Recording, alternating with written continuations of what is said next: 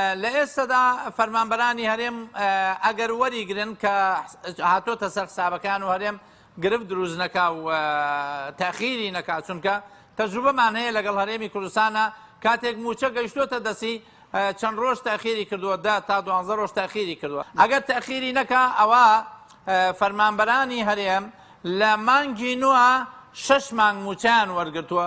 بۆیە ئەم گرفتە لای هاوڵاتیانی هەرێم لە ئێستەوە ئەوان پێشەوەی من بیڵێم، پێشەوەی واقعەکە بزانین، موچەی مانگەکانی تر بە هەمان ڕێتمی دواکەوتنە بێ و بەرپرسی سەرەکی حکوومەتی هەرێمی کوردستانە و ئەو حیزبانەی پێگەنەری حکوومەتەکە.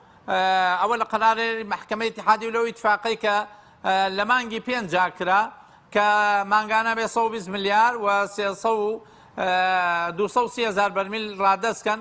مانگی 5 تەسلیمیان نەکرد بە قەزەیەک لە قەزیەکانتیان فریان ناکەوین کەم بووەتەوە و درۆن لێی داوە، بەڵام بۆ مانگی 6 چاوەڕێیە کرا هەرێمی کوردستان خەڵک لەو تەنگەژەیە لابە، بەڵام بینیمان هەمومان کە ئەو مماتەڵەیان کرد. من لە لێدوانێکی پێشووتر ماوتم حکوومەتی عێراق با بڵێن گڵۆپی سووری بەوە بە ڕووی هەرێما کردوتەوە کە بەبێ ڕادەستکردنی نەوت نایدا ئللا لە حاڵەتێکە فشارێکی دەرەکی حاڵەتێکی ئینسانی قەزیەک دروست بێ کە تەعاتوفی حکوومەتی اتحادی بجوڵێ.